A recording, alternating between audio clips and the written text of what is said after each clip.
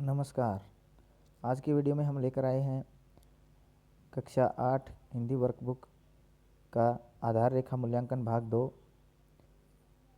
Video शुरू करने से पहले अगर आप हमारे YouTube चैनल पर नए हैं तो चैनल को सब्सक्राइब करें, वीडियो को लाइक करें और शेयर करें।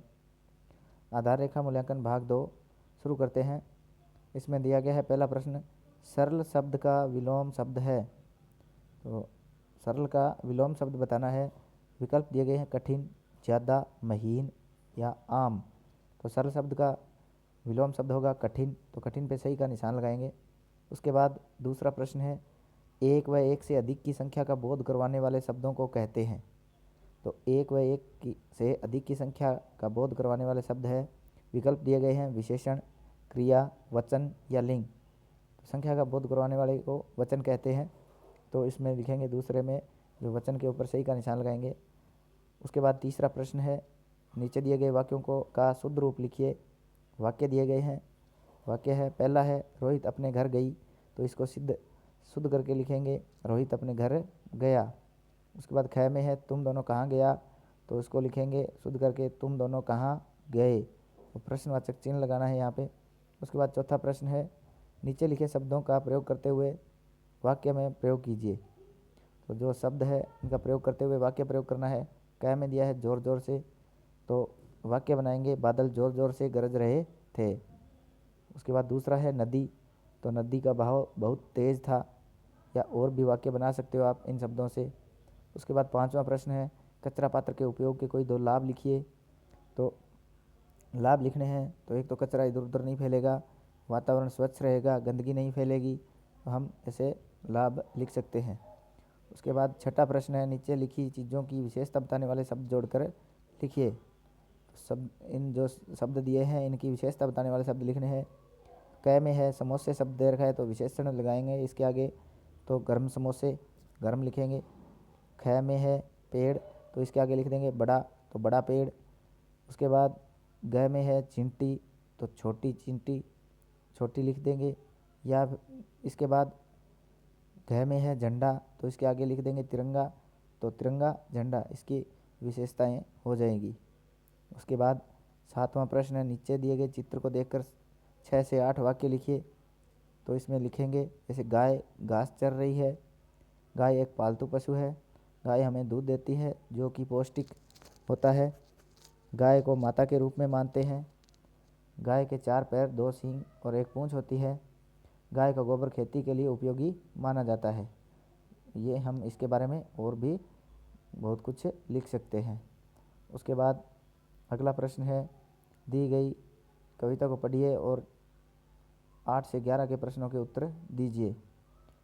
तो इसमें पढ़ते हैं, आसमान ने ओढ़ी चादर, नीली नीली इसकी चादर, सांझ पड़े यह लाल हुई थी, रात पड़ी तो काली चादर। आसमान ने ओढ़ी चादर, नीली नीली इसकी चादर, रात पड़ी तो पोल खुली थी, फटी हुई थी सारी चादर, जगह जगह पर छेद थे इसमें चलनी सी छेदीली चादर, छेद सभी जब बने थे तारे, चमकी थी ये काली चादर। ये जो कविता दी गई है इसमें से प्रश्नों के उत्तर देने हैं। आठवां प्रश्न है, कविता के अनुसार किस कारण से पता चला होगा कि आसमान की चादर फटी हुई थी। तो उत्तर लिखेंगे कि आसमान रूपी जो नीली चादर में तारे चमकने लगे तो वे फटी चादर की तरह दिखाई देने दे रहे थे, तो पता चला होगा कि आसमान की चादर फटी है। दूसरा इसमें 9वां प्रश्न है, पोल खोलना मुहावरे का प्रयोग कविता में आया है, आप मुहावरे का अर्थ और वाक्य में प्रयोग लिखिए। तो अर्थ है, पोल खुलना का अर्थ होगा भेद प्रकट होना, और वाक्य प्रयोग करेंगे, पुलिस ने चोर को पकड़कर उसकी पोल खोल दी।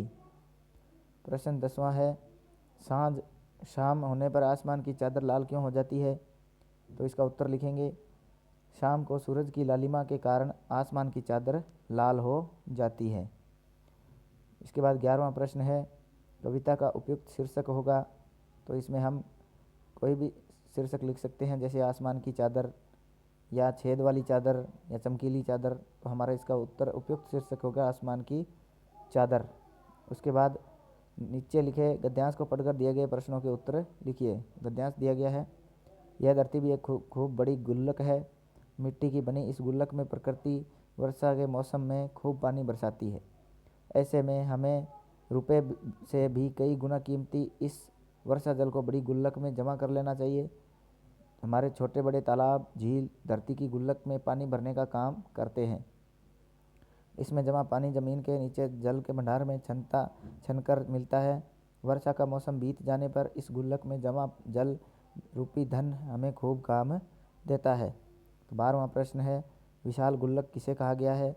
तो उत्तर लिखेंगे, धरती को विशाल गुल्लक कहा गया है। उसके बाद 13वां प्रश्न है, बरसात का पानी ज़मीन में किस प्रकार मिल जाता है? तो उत्तर लिखेंगे, बरसात का पानी छोटे बड़े तालाब, झीलों में भरकर धीरे धीरे ज़मीन में मिल जाता है। उसके बाद 14वां प्रश्न है, बरसात के मौसम के बीत जाने पर हमें पानी कहाँ से प्राप्त होता है? तो उत्तर लिखेंगे, धरती में बरसात का पानी छनकर जमा हो जाता है, वही हमें धरती से प्राप्त होता है। उसके बाद 15वां प्रश्न है, बरसात के जल को हम किस किस प्रकार से सहेज सकते हैं? तो उत्तर लिखेंगे, बरसात के पानी को हम तालाब, झील, मेड़ बनाकर आदि में सहेज सकते हैं। तो ये हमारे आज का जो आधार रेखा मूल्यांकन है वो पूरा हुआ। धन्यवाद।